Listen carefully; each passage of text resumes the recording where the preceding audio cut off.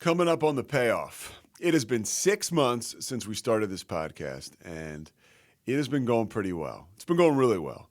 We continue to gather listeners, a lot of listeners, and I think that's a tribute to what's going on with people that are interested in getting well and interested in breaking the stigma in sobriety. I think there's a ton of people out there who are curious about it, and this is a way to dip your toe into those waters.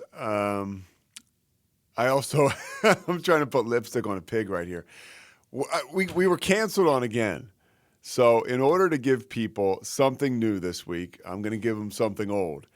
One of our best podcasts, I think they're all incredible, but I think a couple podcasts at the very beginning, when there weren't as many listeners as there are today, some of them may have gotten overlooked. One of them, I think, was Ollie Perry. She has just started up OlliePerryFitness.com. And she talks about that on this podcast. She is a wonderful woman, sober for many years, from Los Angeles, from North Carolina to L.A., and now she's in Austin, Texas, and she's a buddy of mine. Her story is unbelievable. Her story is a lifetime movie, and if you have not heard it before, I would hope you listen to it again. If you're about to listen to it again and you're cursing me because we don't have a new podcast this week, I'm telling you, it was my fault, right? I got to be accountable. I keep pushing things to the last minute.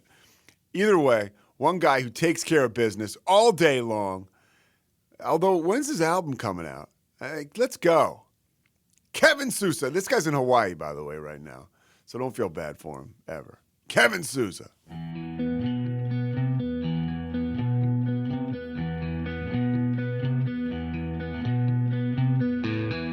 Stand by the ocean floor. I know you're sober a lot of years. Is it 7 or 8 or 9? I think it's 12, 1, 12. I'm really bad at math, so I'm thinking it's over 8 now. Over it is right? Over 8 years. Yeah, coming up. Well, I guess we're a while away, but it'll be 9 years soon. I was 9 years in November. Nice. Yeah. November what? November 7th, 2011. Beautiful. November. I'm pretty sure that I got sober in November as well, but I liked 12 and 12 better. Like I have a couple extra days, but when I was looking at my date, I was like, ooh, 12 and 12, I like that. Better than 11, 29, 12. So that's why I went with that one. Did you get sober on the first try? I used to say yes, but no. I stopped drinking and using drugs except for my prescription Adderall, and I kept taking that for 9 months, and then that's when I truly got sober and stopped taking Adderall and all that too.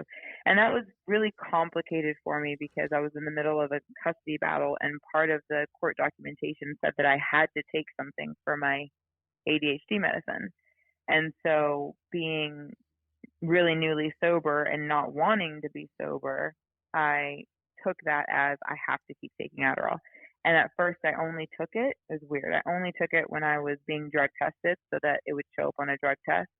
And then I did that for several months, and then I just fell back into taking it and abusing it after that. So it was a complicated little situation, as they always are. But it ended up with me abusing it again, and at 9 months, a big event happened, and I got sober. We'll get to that big event. I too, my first memory of substances working for me, I was a kid in grade school at St. Thomas Good Counsel outside of Philadelphia and Bryn Mawr. And I was like I always think because I'm unique, right? I was one of the first people to take Ritalin, but I was like one of that first wave where they were prescribing kids that couldn't sit still. And, kids with learning disabilities, but me having that addict DNA, I can remember going to the principal's office and they would give it to me in the morning, my mom would, and then I would take it at lunch. And that's my first memory of being like, oh, like I'm kind of turned on now. And like two things happened. One, I definitely think I had a chemical reaction to that. And I did throughout the course of my, my drinking and using. And two, I felt like I had to take something to be something. I always felt like I wasn't like quite good enough. Mm-hmm. You had to take it just to be even with the other kids. Just to be even with the other kids, yeah. And yeah, exactly. And that's kind of I worked under that under that belief. Now, I want to ask you, you mentioned when you stopped, when did you start? When was the first time that you got drunk or you got high? Okay, but I have a follow-up question to your statement first, and then I'll answer yours. Absolutely. When you were going and taking the Adderall at the principal's office, or Ritalin, I guess, they didn't have Adderall yet.